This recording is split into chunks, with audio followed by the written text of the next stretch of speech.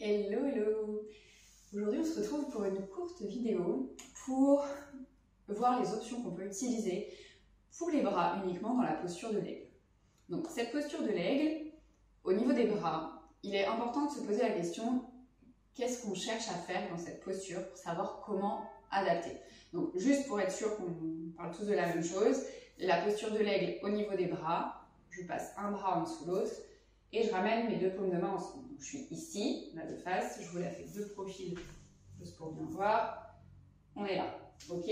Donc dans cette posture, en fait, qu'est-ce que je cherche à faire? Tout simplement, je cherche à étirer l'arrière du haut du dos et l'extérieur des épaules. Donc, si aller dans cette posture, dans cette variation-là, avec les paumes de main ensemble, c'est pas du tout ok pour vous, quelles que soient les raisons, ça peut être tout à fait anatomique, parce que la configuration de votre squelette fait que cette posture ne marche pas, ou ça peut être une question de souplesse, peu importe. Si la posture dans cette variation ne convient pas, il y a d'autres options.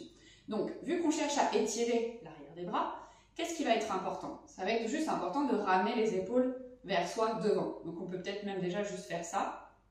On étire l'arrière et on est bon.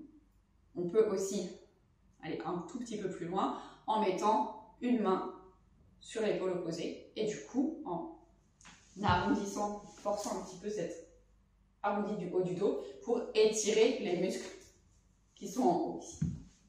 C'est la première option, on met une main sur chaque épaule. Alors évidemment, ici quand on avait le bras droit au-dessus du bras gauche, on a du coup la main droite elle est au-dessus, la main gauche elle est en dessous, et puis quand on change aussi.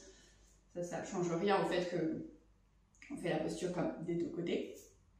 Donc ça c'est la première option. La deuxième option, peut-être qu'on peut juste ramener les avant-bras ensemble, mais sans que les paumes de main se touchent. On garde juste les dos des mains l'une contre l'autre.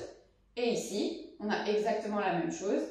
Ça étire à l'arrière du dos.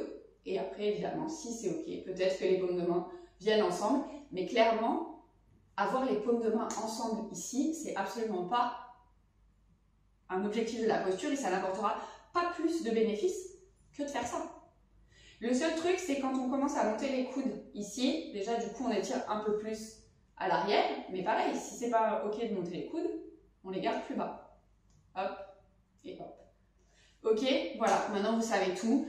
Quand on veut adapter une posture, on se pose la question de qu'est-ce que je cherche à faire avec cette posture, et à partir du moment où on a la réponse, adapter la posture devient beaucoup plus facile. Donc surtout, n'hésitez pas si vous avez des questions.